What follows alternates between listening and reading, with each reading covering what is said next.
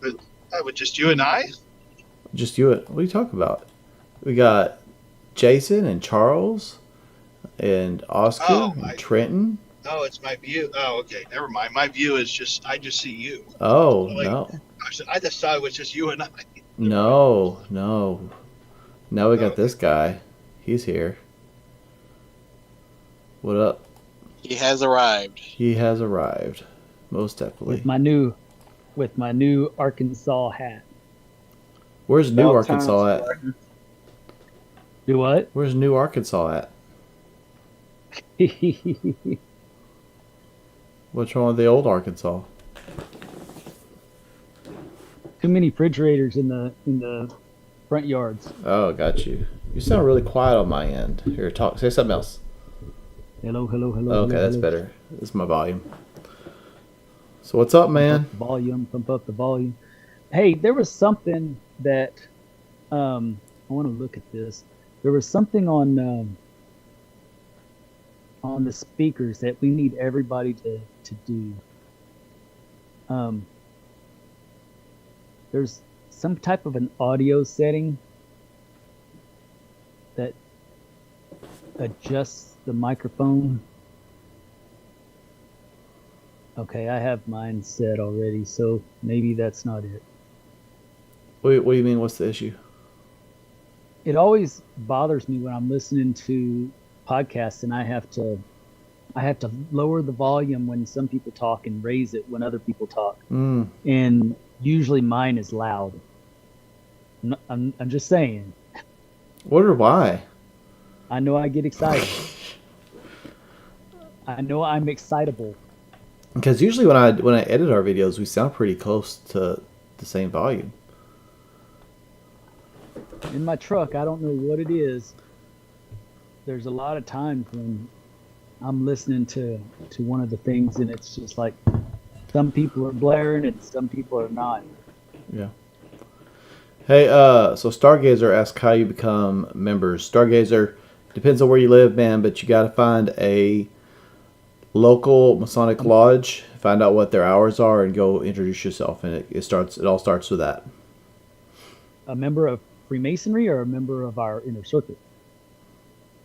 It says members. I assume Freemasonry, but if he's asking about inner circle, that's different. If you'll clarify, Stargazer. But if you're talking about becoming a Freemason, that's how it goes. So there's another question, and this is something we need to talk about anyway. Tobias Howell says, "Are y'all two brothers going to Grand Lodge?" Oh So yeah, yes, and with all my rowdy friends. yeah, and me, and I want to just say this: if you don't show up for Grand Lodge, you can't complain about the direction things are going. Yep. That means every Mason that has an opinion about the state of current events, if you do Good or not, bad. good or bad, if you do not go to Grand Lodge, you can't complain. You can't complain. And I know people say, well, they have their vocations and things like that. Like, I get it. It's probably, if you decide right now you want to go, it might be short notice, but you had an entire year. You have an entire year to know, right? And so I'm not trying to call anybody out if you don't go, but definitely don't complain about the state of things when you've had the entire Right. year. And we've known things have been kind of rough since January, so you've had the entire year to prepare for this. So Right. my point is, we need to show up in really big numbers to Grand Lodge to really represent ourselves, because yeah, we elect people to represent the Grand West, but only a small percentile of the Grand West actually shows up. So if you Yeah, want we people have to represent you, 50,000 you need to be plus there. members. We have 50,000 plus members in Texas, in the state of Texas, and we have maybe 3 to 3,500 members show up on a good year Mhm. to Grand Lodge.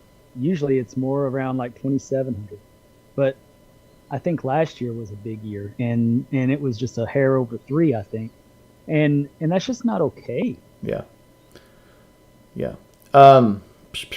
Stargazer says becoming a Freemason. Yeah, Google your Okay, cool. town, Google the Masonic Lodge or whatever community you live in or whatever community is closest. Give them a call if they don't have a website, or look on their Facebook page. If they don't, hopefully they at least have a Facebook page. If And they don't have that, give us a but message. I can tell you where it is. yeah, and reach out to them or find their hours wherever their hours are posted, and just go introduce yourself, express your interest, and go from there. Yeah, if you can't go because of financial reasons, I know there's guys in El Paso that spend thousands of dollars to go to Waco, and that'd probably be a hurdle for me too, honestly. But for those of us that, like, I'm only 45 minutes away from Waco. For those of us that can, and a huge percentage of Texas Masons are within 2 or 3 hours of Waco. So Right. Just because DFW, Austin, probably in San Antonio to an extent, it's pretty central to. We're all in the 35 corridor. So if we can all be there, that's a huge showing, and we definitely need to do that. Yeah, I agree.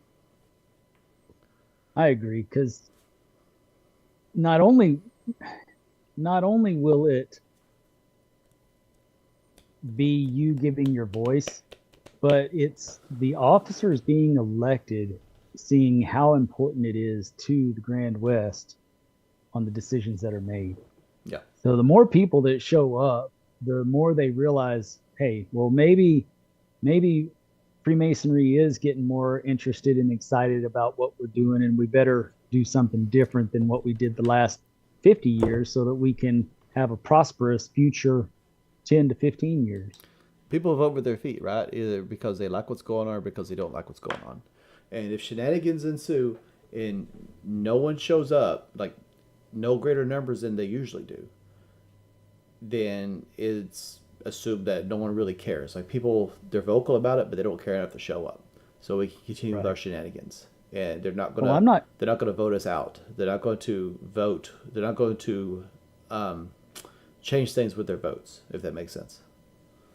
Yeah, I'm not going to lowbrow anybody, but I don't think about people, making decisions with their feet or showing their intentions with their feet. I think that you can measure a man by his wallet, by his checkbook, his statement, his bank statement.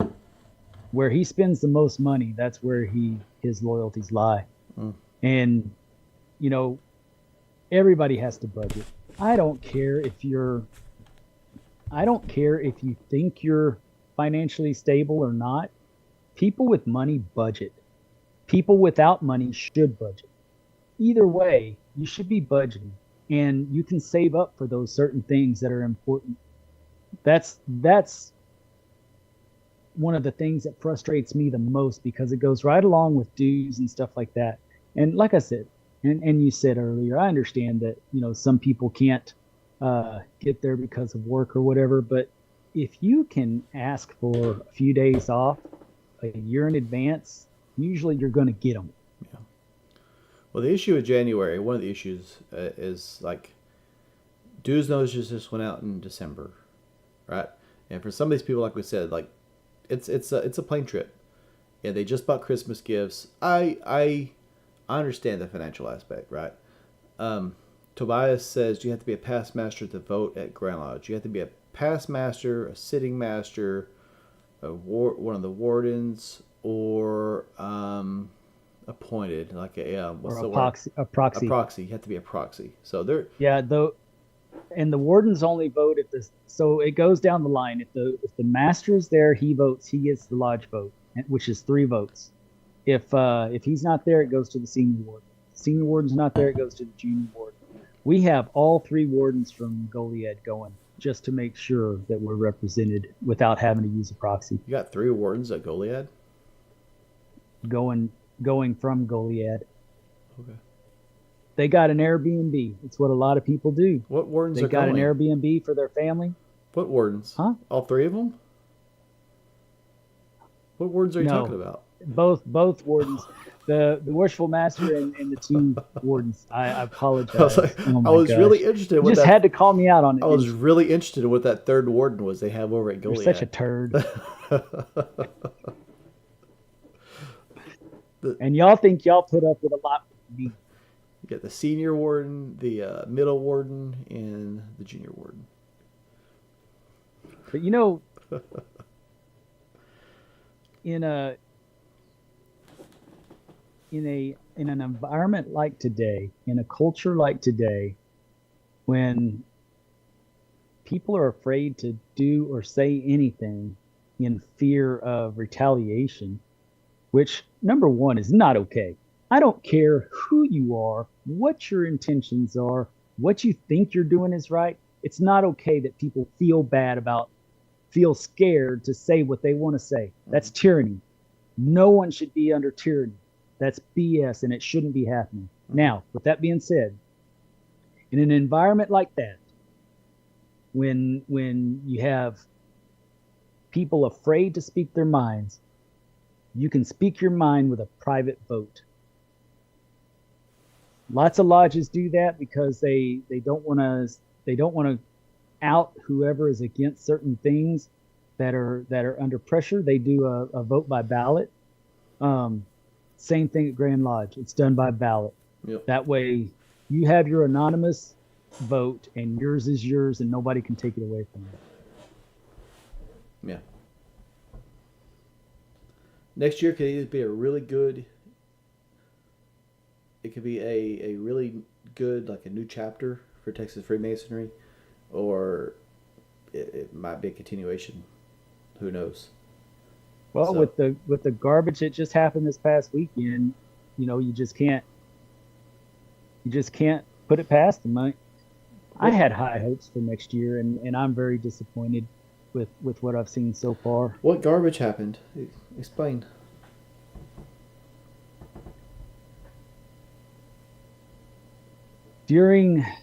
Oh my gosh, man. Hey, you open So the can of worms, then you have to eat them. During the Grand Encampment, is that what it was? No, Grand Chapter and Council was over the Grand weekend. Chapter and Council, that's right. During the Grand Chapter and Council, there was a meeting amongst the trustees, because there were those that wanted to take away the duties of our Grand Secretary, Justin Duty. They felt like there was wrongdoing, and so they put it to a vote. And fortunately, they were voted down, and it did not pass. It was 3-2. There were 2 people for it, 3 against it, because our Grand Secretary has done so much for Texas over the past couple of years. I mean, he has just worked his tail off for Texas, and he doesn't deserve that. It's been my experience. You should call people out on their wrongdoing, right?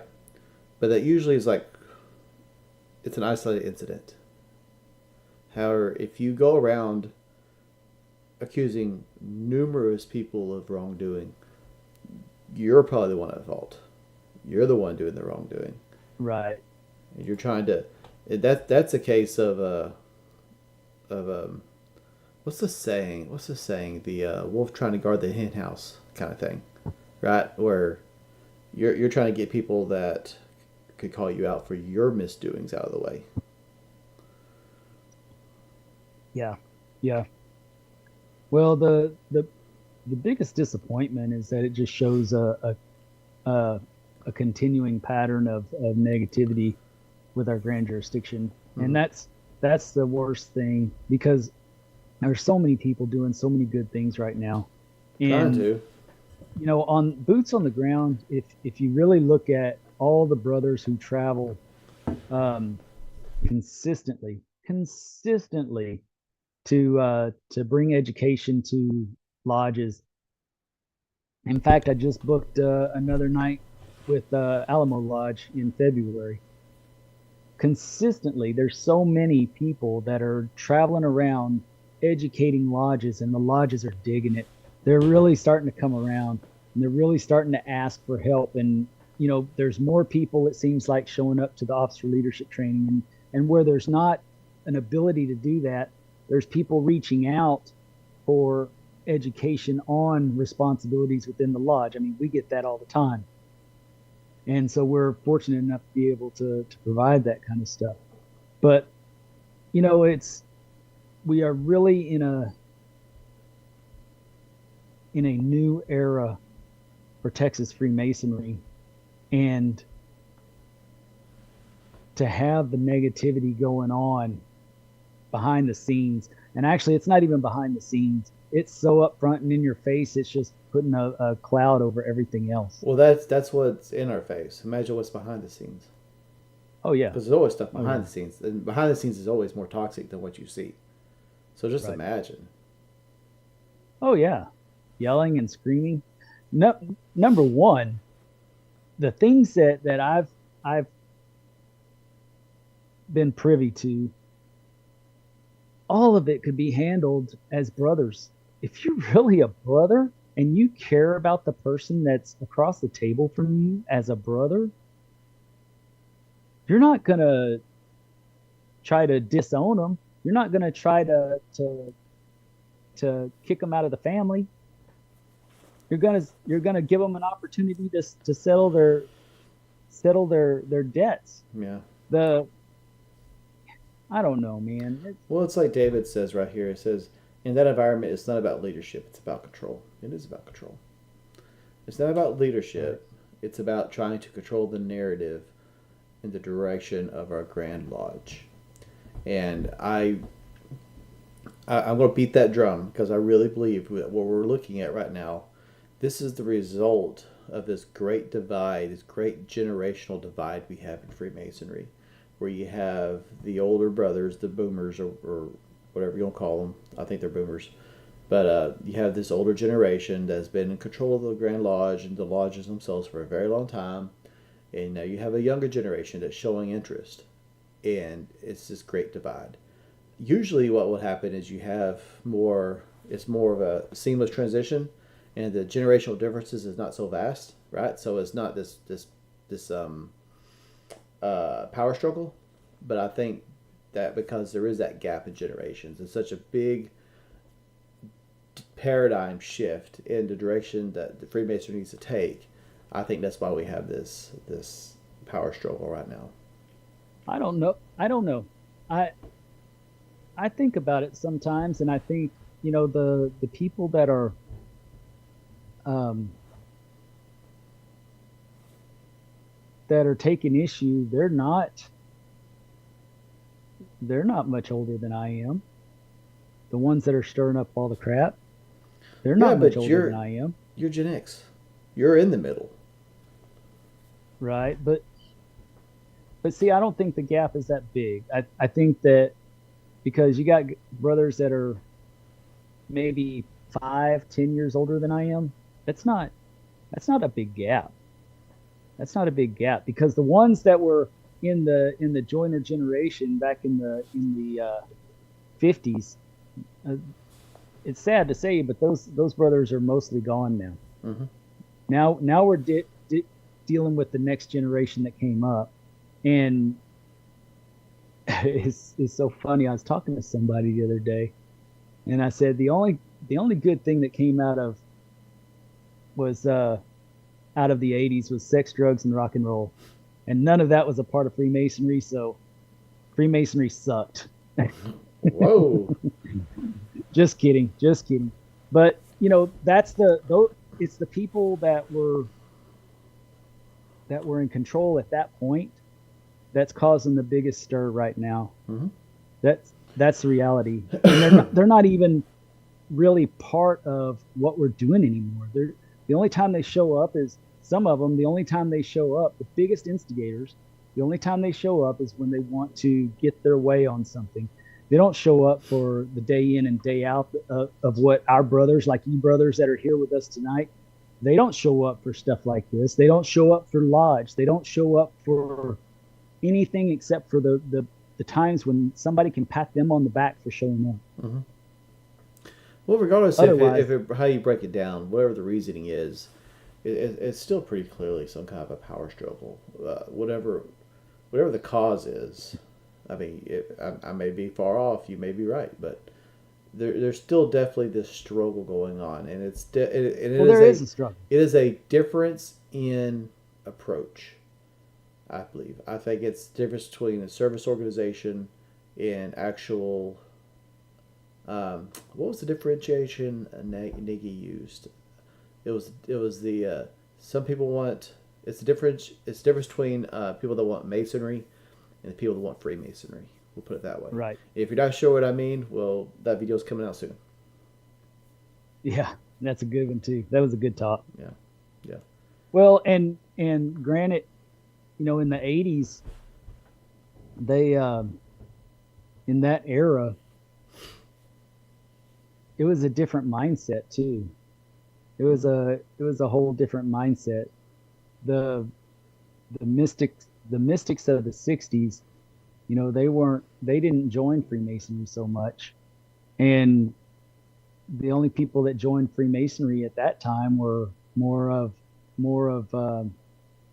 traditionalists, legacy legacy brothers. That's where the bulk of your membership came in the '80s and early '90s. It just seems that way from the way I think I've seen it. I think those guys in the '60s and '70s, a lot of them were taking a different spiritual path. I think they were Right. They were That's why they didn't exploring join. things. Yeah. Yeah, they were doing something else. Oh, awesome! Thanks. Oscar just gifted a Masonic Improvement membership, and Kadeem, who was stealthily sitting in chat, didn't realize he was there. Received the membership. So congratulations, Kadeem is, dude. This guy, he was at Grand Chapter Council, and then like an hour later, he's posting stuff from England. He's ridiculous. The most well-traveled Mason. Yeah. He's the only person that travels more than me. Yeah. Ridiculous, Kadeem. We love you, Kadeem. So we proud. love you. He's only 27. Speaking too. of Just a little kid. speaking of love, I know that baby face. Yeah. Speaking of love, for all the inner circle members, we are going to have a dinner on Thursday night, and Yeah. make sure that you reach out to us. We need to start an event thing on Facebook and get every one of those chats and get everybody on there that's an inner circle member. Mhm. That way, when we get there, we can update y'all and stuff like that. But typically, it show up around 6:30, and dinner will start at 7. Yeah. And it'll be dinner and a presentation. And it's not just going to be our inner circle. It's going to be a few of our friends from around the state that we love to get together with, and some out of state that we love to get together with pretty much every year. Every one of them has spoken or will speak on the show.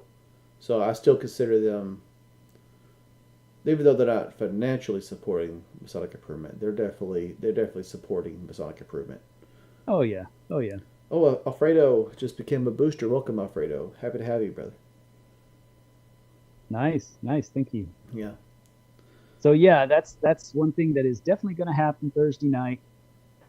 And after a long day of seeing all the pomp and circumstance, you get to take a break with us, and we're going to eat, drink, and be merry, talk some Freemasonry, and some real Freemasonry, and then go out afterwards and have a few intoxicating beverages. But be advised, dinner. Actually, I'm going to start at the restaurant, and then I'll finish afterwards.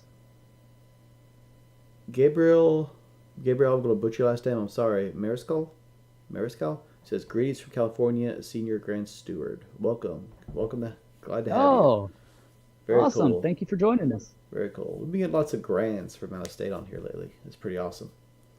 Yeah. But be advised, dinner, it's probably the nicest. I'd say it is the nicest restaurant in Waco. So just be aware. I mean, it's save up a little bit, put a little bit back, because it's not, it's going to be quality food, but you're going to pay for it.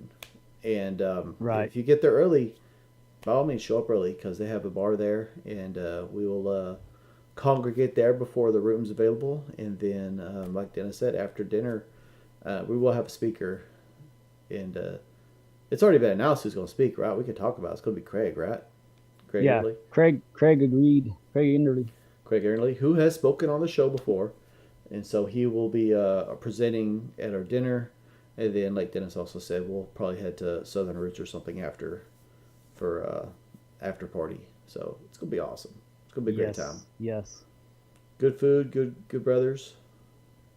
And Good times. then Friday night, if you are a first timer coming to Grand Lodge this year, um, so we do that on Thursday night, and it's kind of a private thing. But on Friday night, there's always the backyard bar and grill. They always all the brothers get together there. I mean, it is standing room only Mm-hmm. at the backyard bar and grill once everybody piles in after dinners and stuff like that.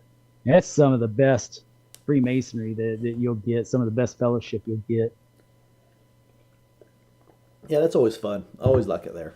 It's a good time. It's a good Yeah. time. But bundle up. Yeah, be chilly. Yeah, I'm really looking forward to it. I'm ready to be there. And I would say also, like, if you're driving in, probably get there a little bit earlier than usual, because if the numbers show up like we hope that they will be, parking's gonna fill up quick. So either get there early or Right. bring some cash for parking. Park across the street or something, where they'll charge you. Or just grab an Uber from your hotel. That might be easier for a lot of people. Yeah, well, yeah. I mean, like if you're like I'm 45 minutes away, so I'm going to drive up. So I'm talking more like that. But yeah, you're also right. If you're at the hotel, if you can't walk, get an Uber or something. That's definitely wise. Yeah, my hotel is on the southern loop of Waco, and it's really just a straight shot straight to Grand Lodge. It takes me about 5 minutes to get there. Mm-hmm. Oh man, we got a special guest star. Wow, that's awesome. I love it. Man, I need one of those. You got to give me that. That is so awesome. What are you talking about? Don't you see? No, I'm watching YouTube. What is it? I'll send it to you if you want it. Absolutely, man. I want to be the Johnny Carson of Freemasonry. Dude, that's Space That is Ghost. awesome. That's Space Ghost. That is freaking I awesome. love that, man.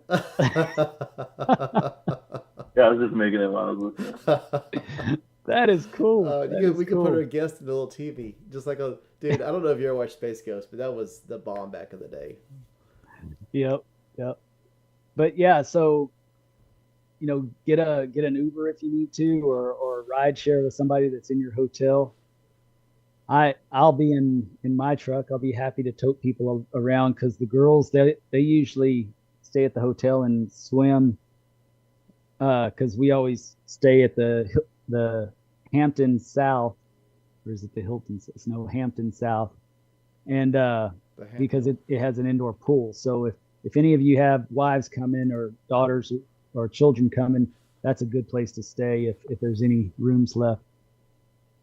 Yeah. So I'll be happy to tote people, because my wife is bringing her car, because they're going up to Dallas for the rest of the weekend. On Friday, they're going to Dallas, and they won't be back until Sunday, because my daughter's got a gymnastics tournament that weekend. Yeah. So if you're down there at Hampton South, just let me know. I'll tote you in. It's gonna be awesome. It's gonna be a good time. Well, the dinner will be. Grand Lodge will be interesting. It'll be fun. I'm looking forward to it, but I like a little interesting activity. So it'll be good. I always love going to Grand Lodge. Since the first time I went, I have not missed it since. And I love being able to hug my brothers from around the state and just have some good times with them. Do some business and have some good times with them afterwards. I don't know how many years I'm it's been. very saddened that right now there's going to be such a dark cloud. I usually just like to go because, well, obviously the fellowship, I enjoy that, but the resolutions was always fun to me. So the resolutions are always the first thing I look at, because sometimes they are what's the word, contested, I guess. Oh, yeah. So I Almost like that. every one of them is usually amended somehow. Yeah, well, this year we got some buttes, so it's gonna be fun. That's gonna be good. But yeah, definitely all the. I don't really like all the. I don't know, man. Like after I heard about what happened over the weekend, I was just like, I'm so tired of all this non-Masonic stuff going on at Grand Lodge, like all this Right. backstabbing and talking behind people's kickbacks and betrayals and plotting against people. There's nothing in that involving Freemasonry. And these are the leaders that we're supposed to be Right. looking up to, right? Right. Like if a lodge was doing that, they'd shut it down, presumably, Right. right?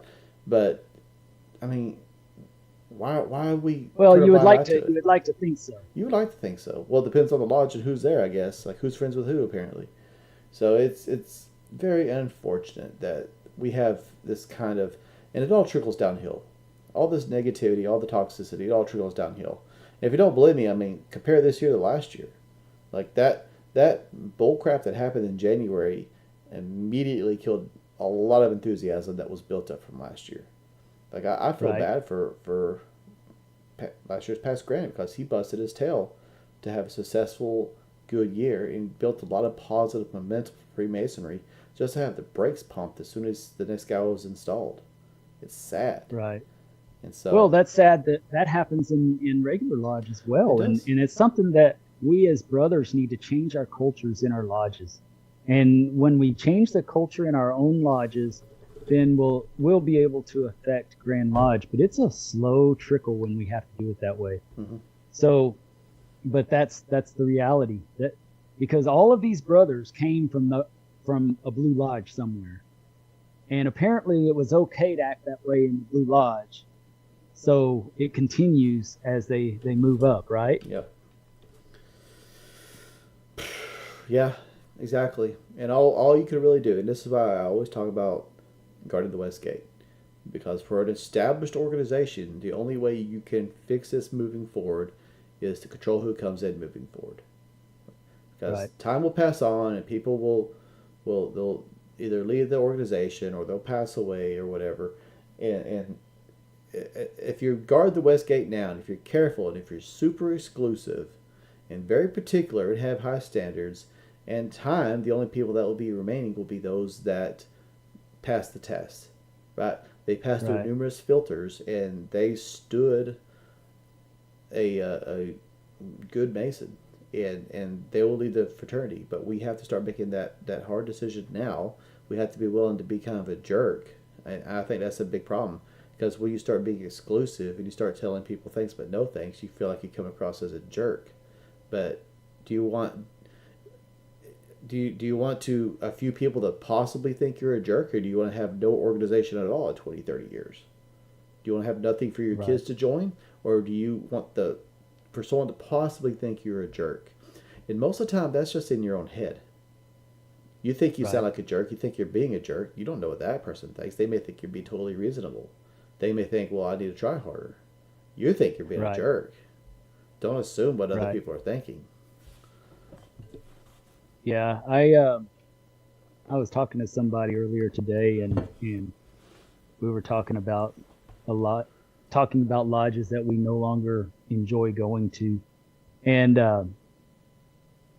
he was telling me that there was just flat out racism in his lodge, and he had to walk away. And I would too. Oh yeah. I would too.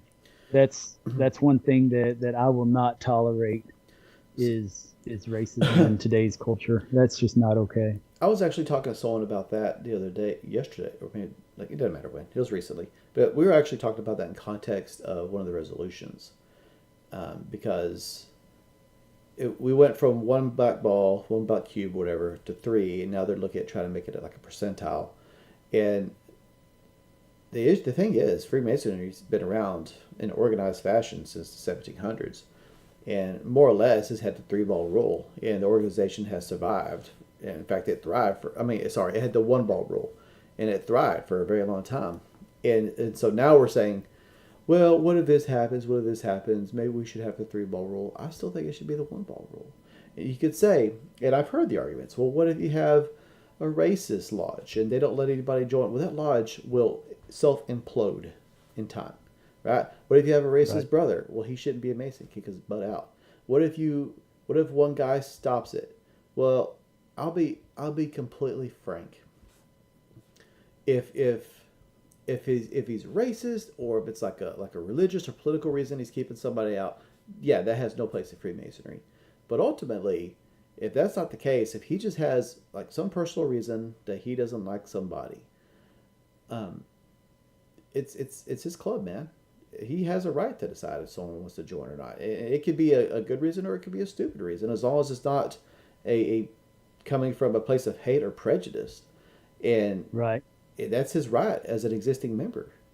And I think it goes back to what I was saying earlier. Like, we're so worried about offending somebody, or I mean, go petition a different lodge or something like that. It's I just think we got a long way for a long time with a one ball rule, and the three ball rule is unnecessary. And I think that really hinders our ability to really guard that west gate.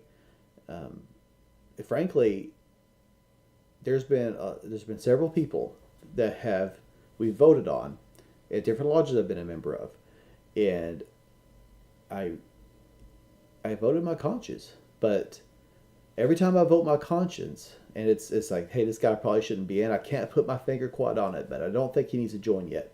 Every time I've done that, I've been 100% right, but my vote has never been enough to keep him out because it's just one vote. Right. Right.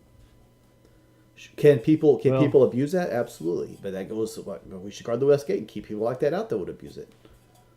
right. Yeah, it's another trickle fix. Yeah, And I mean, in reality, ultimately, if you have a good culture in your lodge, it doesn't matter if it's one black ball or three. You're gonna guard the West Gate appropriately. You're gonna stop them before they even get to the voting process. You'll have unfavorable. If you have the right people doing the investigations, then you'll have unfavorable reports, and that'll stop it right there. yeah, Ultimately, it's all about the culture of the lodge. And the problem is, and I think the reason why we needed the three black balls is because of that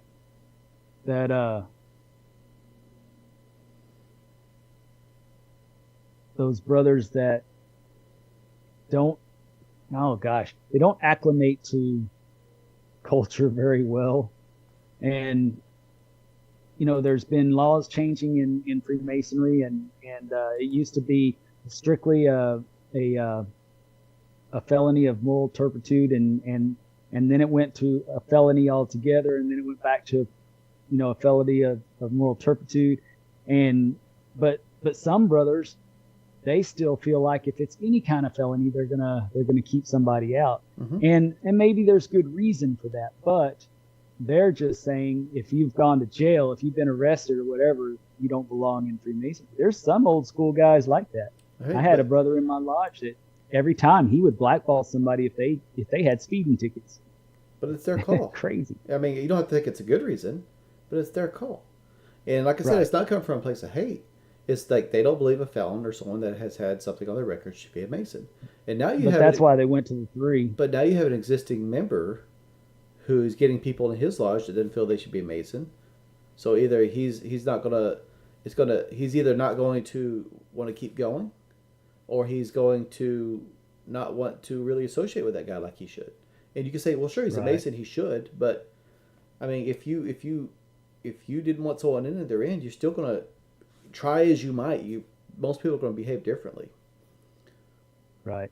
David Lawson says, not Yeah. giving a man a petition right off the street is the best way to guard the West Gate. Make him wait to get petition and get to know him. Oh, you're preaching to the choir, man. Yes. Absolutely. Let's see. Well, we had someone hop in, but he disappeared. Our newest Inner Circle member hopped in, but he's not there now. So I don't know what happened. I was going to tell him welcome. But yeah, Alfredo hopped in. I admitted him, but I don't see him. I'm just old school on this. It's kind of I don't know. Alfredo's from El Paso, I El think. Paso? Okay. If it's the Alfredo, I think it is. He's from El Paso. I hope he comes back on. Roland says he still needs to get the signatures before he can turn it in. Yeah, but that's not hard to do. If your lodge has a culture where you give it in, if your lodge has the culture, well, they'll give you a petition when you walk in and off the streets. They have this also. I have the culture. Well, they'll sign it as soon as they get to know you. Hello, Alfredo. I saw you hop in, but I went to go say hi on Zoom and I didn't see you there. Is this Alfredo from El Paso? don't see it.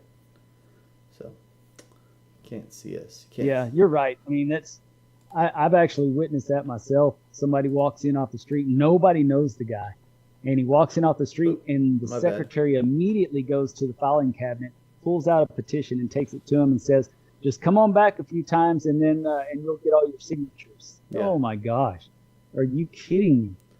And what's really scary about that is that same brother is when that guy gets accepted in, and he's all excited, and he tells his friends he's become a Mason.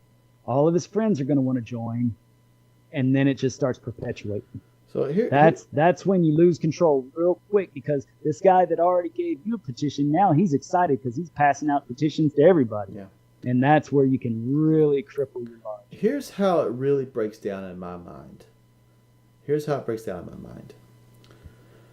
Do you want your lodge to be the best it can? Yes or no? If so, then I have good news for you. Because the things that me and Dennis talk about are not just my opinion and Dennis's opinion.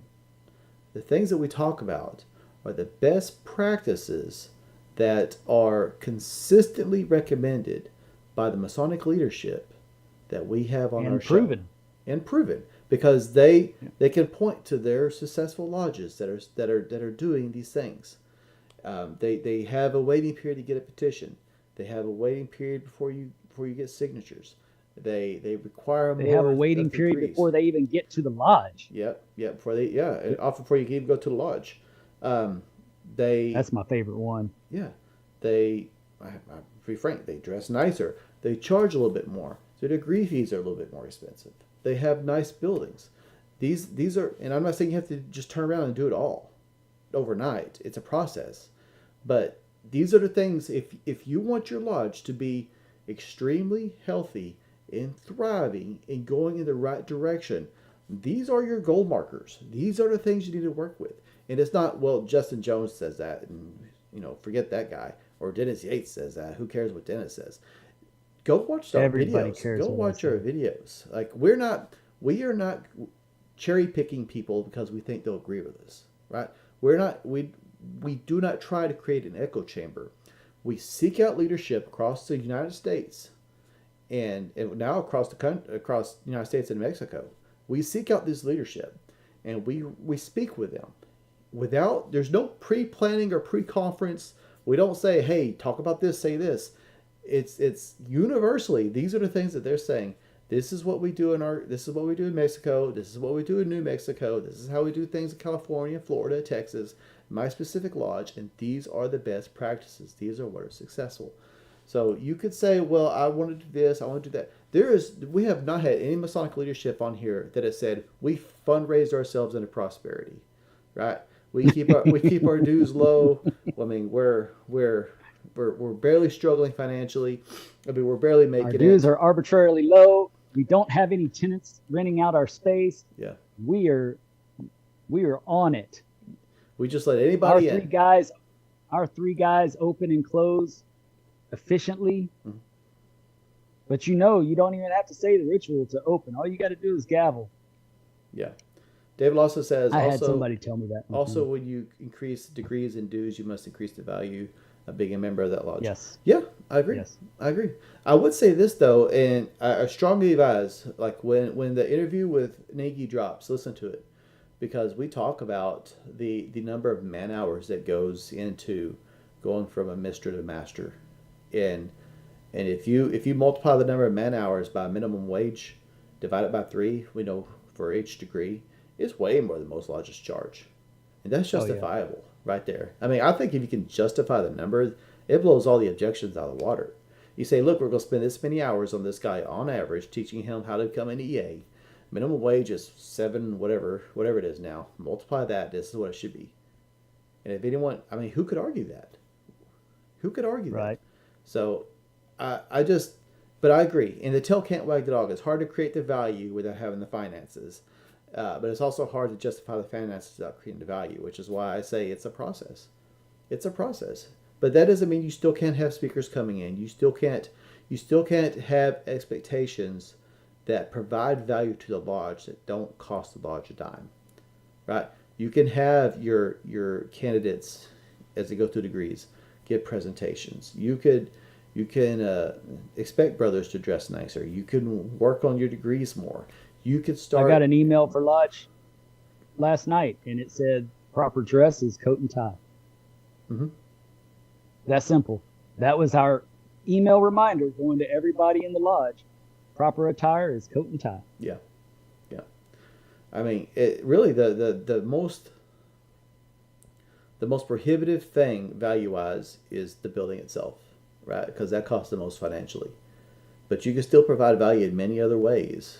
I mean, I agree with you wholeheartedly, David. The value has to be there, but I think a lot of people look at that and think about that and just as soon drop the whole thing, right? But yeah. Oh, Alfredo's from Fort Worth. You know what would create instant value? If we all had the idea, the mentality that it's our job to teach our replacement to be better than us. If we took that job seriously and really became the mentor, the master apprentice, carried on that master apprentice relationship throughout our tenure in lodge and really built up brothers to replace us so that we can leave the lodge better than we found it. If we just did that and everybody just kept paying it forward to the next guy, man, how awesome would our lodge be? Just that one culture shift, that one mindset could make all the difference in the world, in my opinion. So Alfredo says he's from Fort Worth, and he says he waited 6 or 7 months and didn't complain. He respected the. Wait, are you at 148? Because that sounds like 148. Yeah. So I'd be. We've spoke with them before, and that is their process. It's another example. Yes, I would bet money that it's 148. I love the brothers at 148 too. Yeah. I love the building. I love the atmosphere. Yeah. So I guess my point is, like, if you're tired of me and Dennis harping these things, watch our videos. Watch the old videos with the guests, because it's the exact same conversation they're having. They're saying the same things. So what's go ahead. Give me one thing. What's your very most favorite thing in Freemasonry? My most favorite thing? Just one. The Brotherhood. The Brotherhood. Oh, Cook PV Lodge. That's a good one. Oh, Which I have Cook PV Lodge. I haven't been there. 1162. I know where that is. Interesting. I haven't been there, but I know. It was good they're doing that. My favorite thing is the opportunity. Opportunity for what? The opportunity.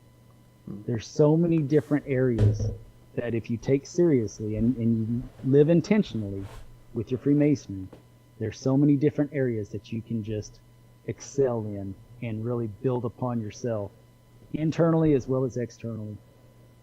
I think the opportunity. Yeah. What do our inner circle brothers think? They think you're full of crap. Oh, come on. No. I want Trenton to. They've been really quiet. Trenton I forgot they were there. They've been super quiet. I know. Well, you would think that our inner circle would be full of ideas. Well, Dennis doesn't give us a chance to say anything. Man, welcome to my struggle. Welcome to my struggle.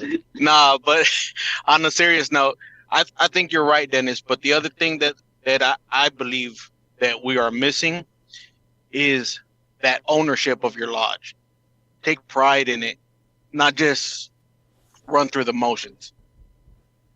You know what I mean? Mm-hmm. Yeah. I dig it. And I agree. Yeah. But now, what's your favorite thing about it? You have to have a favorite. I want to know your favorite thing about Freemasonry. It's Dennis. He's your favorite thing. The education and the excel to better myself. I like that. It's good. You know, there he is. I was going to say, you don't get to book it. You don't get to leave when it's your turn. He said, cut the Zorak, hurry. Mine's just kind of like with the opportunity, but just to fill in the blank, just the opportunity to do something for the community. Like, I had joined a lodge recently, and I think in a month or two they raised I think it was $12,000 to bring in an exhibit from a big city into their town, and then they also raised $6,000 for the crisis center, and they were doing it through yard sales or anything that they could. And I just haven't seen a lodge that active, like within Yeah. a 2 months, just doing stuff for the community. So That's pretty awesome. That's what that's the kind of stuff I love is lodges that are taking care of their communities and not just relying on the photo ops giving out a scholarship Yeah, that they only paid half for. yeah, and being involved in the community Yes. through like leadership, things like that. I think that's important as well. Well, yeah, I think that's one of the, in fact, touching on the community. That's an excellent point. You know, in Freemasonry, when you go through the chairs and you're learning how to maneuver through this organization, you are learning what it takes to be a good civil servant for your community. If you go through the chairs and you learn as you should going through the chairs, you could easily become city council at for your community or school board or even mayor. Little town like mine, you know, I could even be mayor.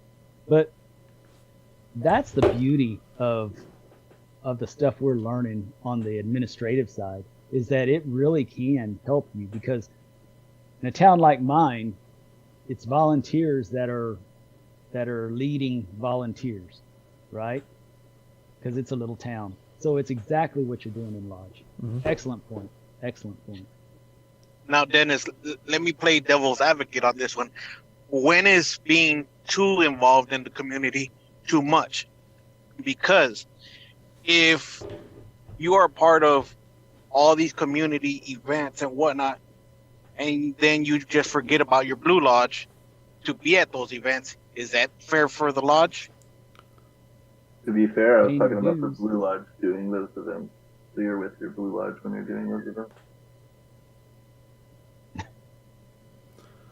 I Go ahead. if we're talking about fundraising, right, for the sake of fundraising, yeah, you can rob Peter to pay Paul pretty quickly and easily with that. If you have a dedicated group of brothers that they just love to do that, by all means, let them do that. But me personally, I'm talking about just being involved, being present at events, helping out where we can, right? Like Well, I think that's what he was talking about, Yeah. is being too involved. Oscar. And I don't think you can be, in my opinion. Yeah, well, that's what I mean. Like, say, let me put myself in that example. So, I'm part of the Blue Lodge, right? For example, and then, well, instead of having my meetings, going to my stated meetings, now since I have city hall meeting, well, I'll go next month to Blue Lodge stated meeting because I got city hall, and then instead of going to X, Y, and Z meeting, you know, like now you're just substituting stated meetings for Blue Lodge with the community. Well, your Blue Lodge shouldn't meet on the same mat as anything like that, ideally. Just saying. Right. Just saying. But I mean, And me personally, not only that, like, but I go to city council. Granted, like everyone's situation is different, right? But I go to city council and I'm on the planning and zoning and I'm on the EDC, and I'm on the Chamber of Commerce for now. Kind of drives me crazy, but I'm on it. And so I'm involved, and I know lots of other Masons in town that are also. And I think behind the scenes is a great way to be involved. I don't think everything we do has to be like, look how great we are, Facebook post kind of thing. Like I post myself, but I don't do it like the Masonic context. But I think that's how Texas was built, was Masons working behind the scenes, trying to improve their communities and ultimately stay in their counties and all that stuff. So yeah, I mean, I don't think you can be too involved. I mean, if you look at the Republic of Texas, every president and senator, they were all Masons. So I don't think you can be too involved in your community. In fact, I think if you If you're not, someone that's probably less capable or competent will be involved. So it's our duty as citizens, not just as Masons. It's our duty as citizens that are competent and capable, that also ideally don't run their city like they run a Grand Lodge, but it's our duty to step up. I think he was speaking more in the lines of our time being taken by all the other stuff instead of Blue Lodge. And Yeah. I'll say straight up that, you know, my Scottish Rite meets on the same night as my hometown Blue Lodge, the same night as Goliad. So when I joined the Scottish Rite, I joined the sister lodge of Goliad to be with the brothers over there instead of, you know, missing out altogether. Yeah. But now it's to a point that I'm traveling so much. My Blue Lodge is all over Texas. So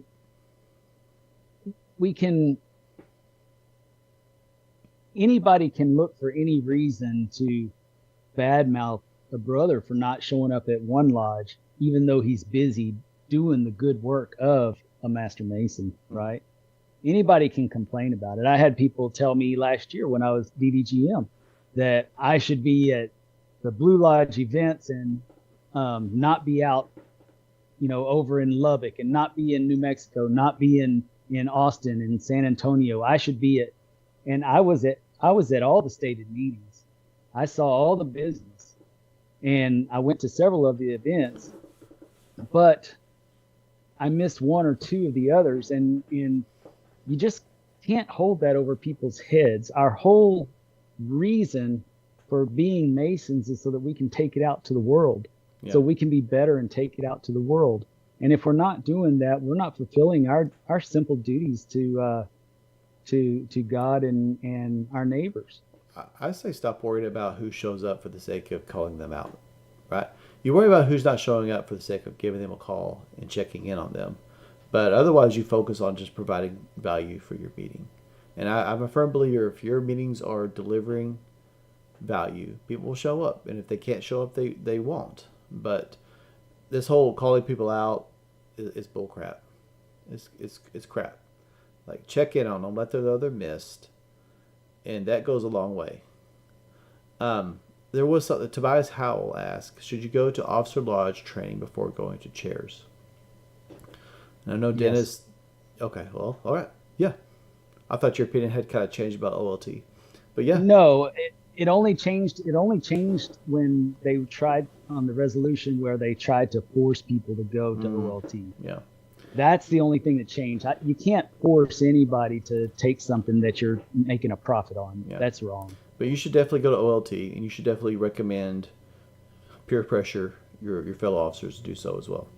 Because it's what's going to happen, Tobias, is if you go by yourself, you'll come back bright-eyed, bushy-tailed, full of ideas, and they're going to tell you that it can't be done that way when they have not heard from people that have proven it can't be done that way, right? So it will definitely benefit you regardless, but I've seen a lot of people come back, they went by themselves, and they feel kind of beat down, right? They're excited, and no one else is sharing their enthusiasm.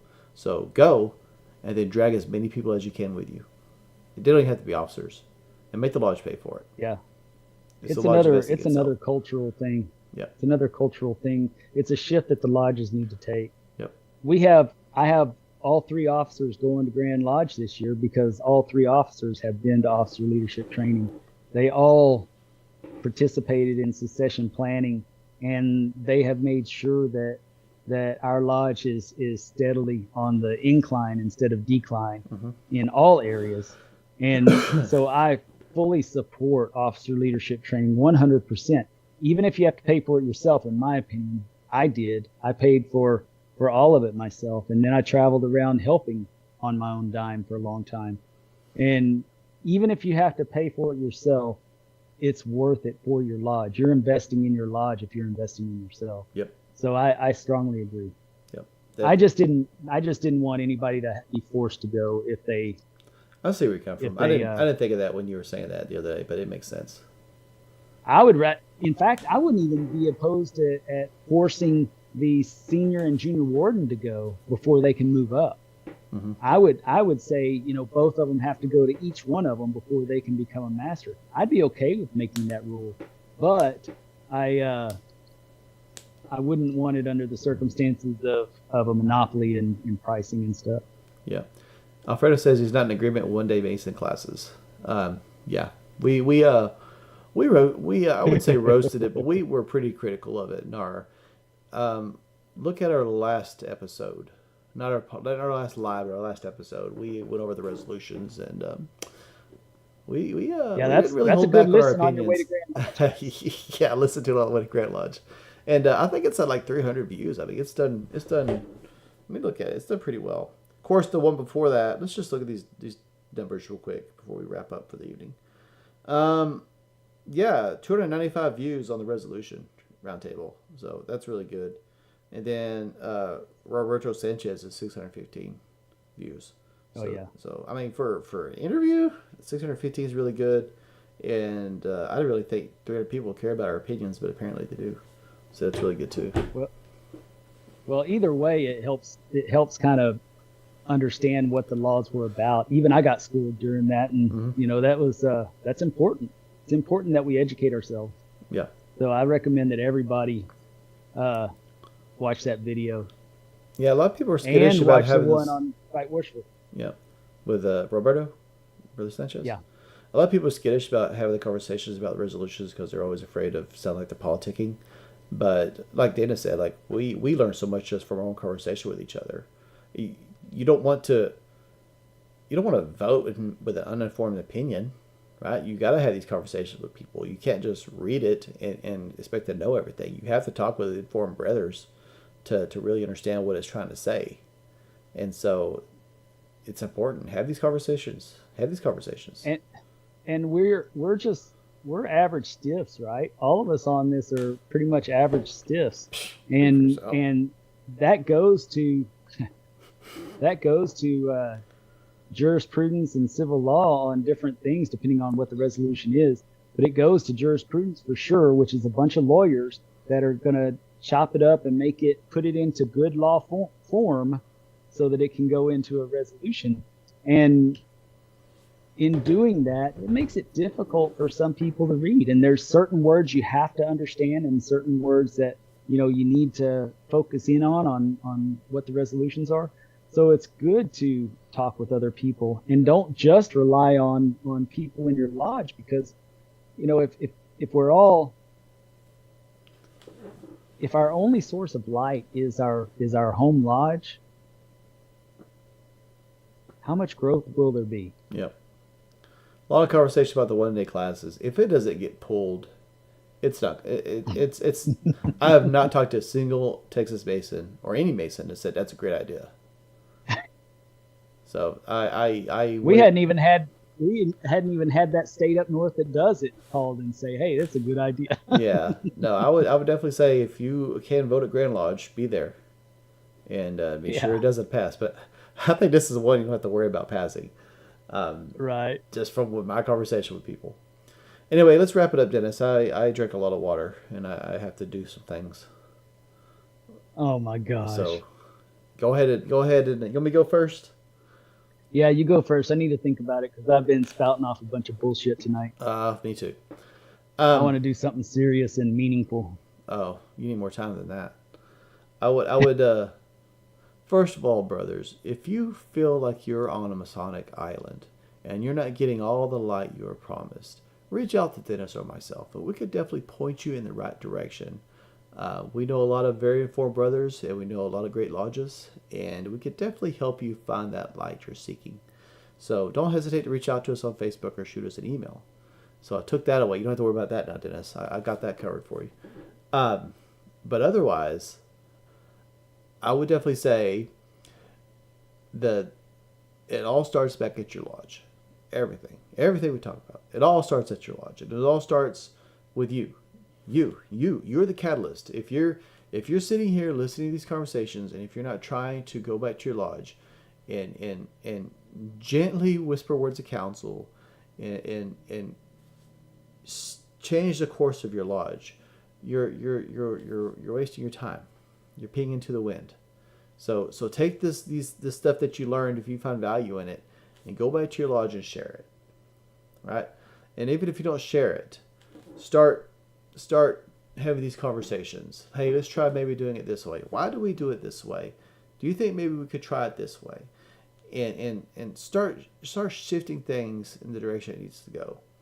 Get involved in your lineup if you're not, and start getting like-minded people involved in your lineup, and start having these conversations. It's okay to plan your year, and it's okay to help your wardens to plan their years, your predecessors, and it's not just okay. You really should have some consistency with your years. So find your common grounds that you all agree on, and try to shift it that way.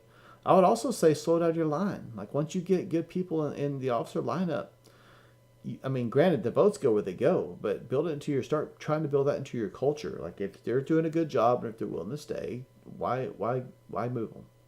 Because most lodges don't even have enough people to fill their line as it is.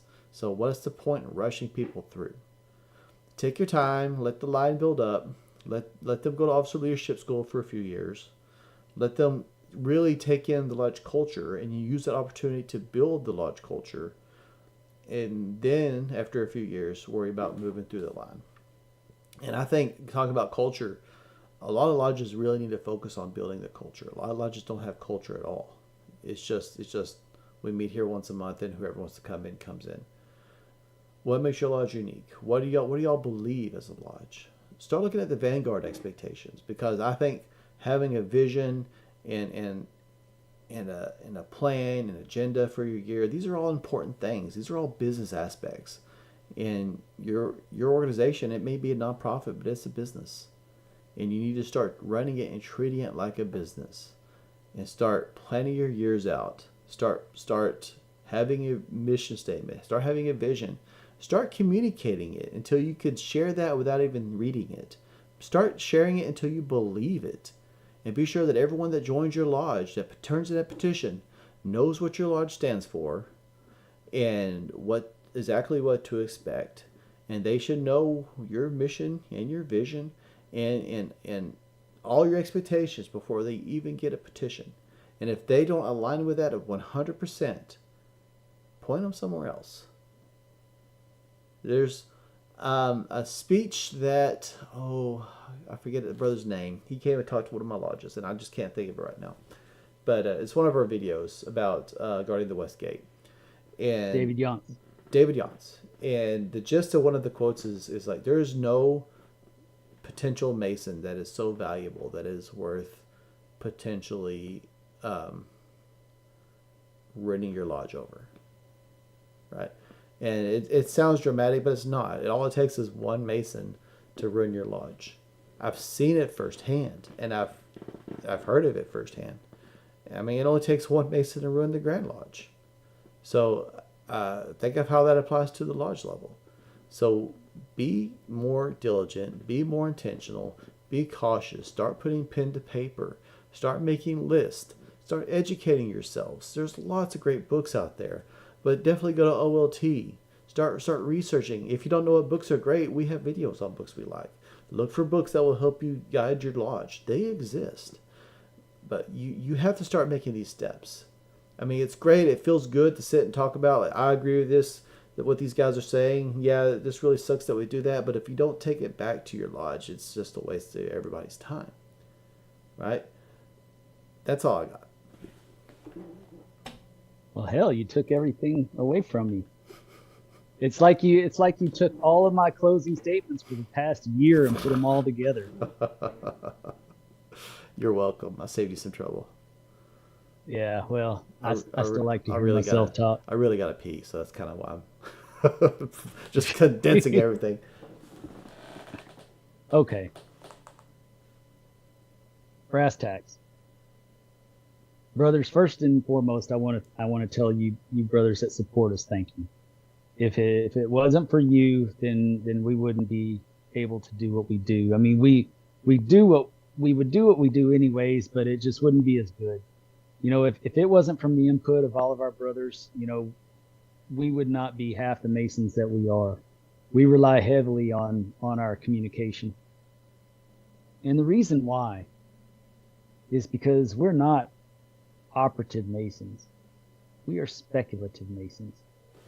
That means we think about things. We talk about things. We discuss best practices in all areas of our Freemasonry. If you haven't lately, go back to your fellowcraft degree and look at it. There's a reason why we have to touch on all those points to be a good Mason. If we don't touch on all those points, we're really not exploring our world around us, and we're not exploring the possibilities of within ourselves that God put in us. We really have to be intentional, as Justin said. When we are intentional with our Freemasonry, and when we take those obligations seriously, and we take those tenets seriously, then the future grand representatives will have no choice but to take us seriously. They'll know that we're not going to let it happen, that we're not going to allow them to make a mockery of our grand jurisdiction. And everybody's watching. And the reason they are watching is because we're one of the largest in the world. So every time you're messing me up. Every time something bad goes out on the line to expose the stuff that's going on in our grand jurisdiction, everybody around the world's looking. Who's messing I've you heard up? from people. Trenton was. He Oh, put a okay. video in there that was kind of funny. Oh, got you. My bad. Sorry. Didn't mean Bending to over backwards. We've had conversations with brothers from Australia, from England, around the country for sure, and then also in Latin America. You know, everybody is watching what we're doing to see where this goes. Mhm. They're just waiting to see if we're going to continue to allow our leadership to blow off our feelings. Mhm. And I voted for all of them. I voted for all of them. And they're not representing me right now. They're not representing my interests right now. My interests are peace and harmony. And you may think that as much stuff that I confront people on, and as many conversations as I challenge people on, that I'm obstinate in nature, but I'm not. I challenge people because I want you to be better, because I'm not going to be better unless you can challenge me back. Mhm. Unless you can sharpen my iron, I'm not going to be better. And if you're falling too far behind to do that, I need to lift you up. I need to help you level up. And then if I'm doing the same, then I'm looking for you to pick me up. Mhm.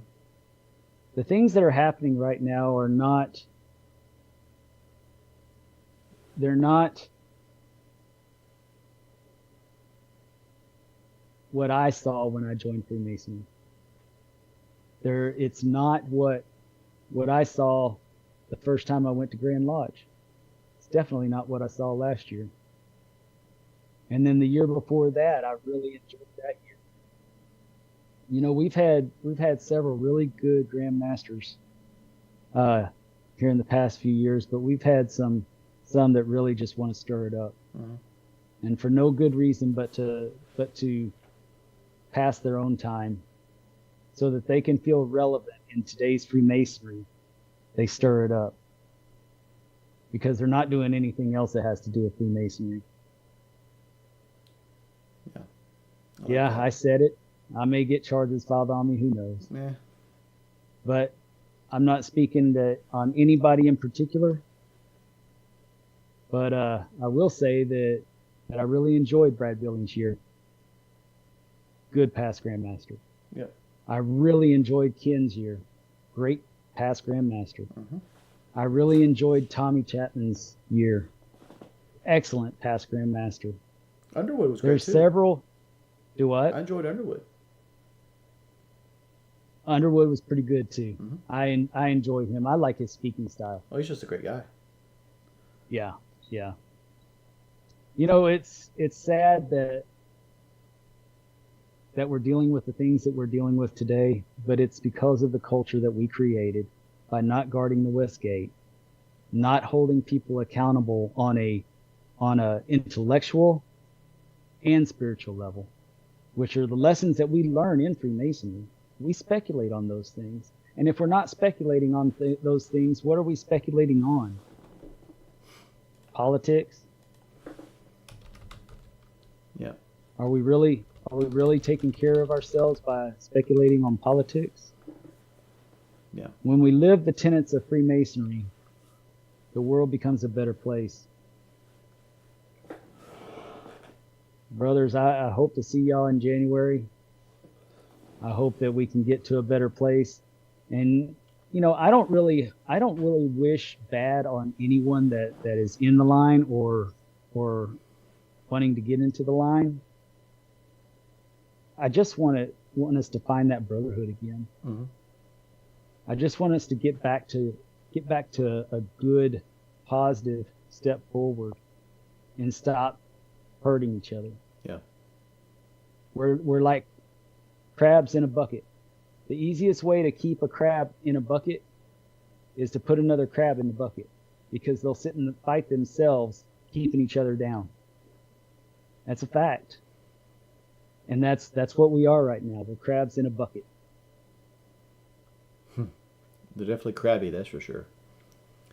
Yeah. You said one thing that I want to end on, because you pointed out like the other Grand Lodges saw us in January. Like they saw, and they've been watching Texas, see how it react. And it's not. I'm glad it was Kadeem over there. Well, it's not very different. I'm glad it was Kadeem. It's not very different than when other Grand Lodges had shenanigans and we were watching it. It's like, whoa, that's messed up. Now they're watching us. Yep, 2 years ago. In January, we need to send the message: you don't jack with Texas. You don't jack around in Texas. They need to look at us and say, whoa. So that's what happens when you mess with Texas. We need to send a strong message. It stops. It's done. The buck stops here. We don't tolerate that kind of nonsense.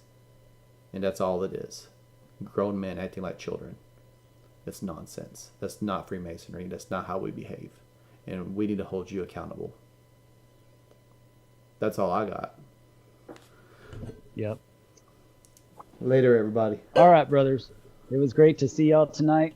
And I'm ready to get past these dark and gloomy days. Mm-hmm. So I'm looking forward to the next interview that we have, and y'all will really enjoy it. But don't forget, on your way to Waco, make sure you listen to the resolutions, and make sure you listen to Roberto Sanchez's interview. Yep. And keep it between the points. And thanks for the inner circle for hopping on this evening. And thanks for the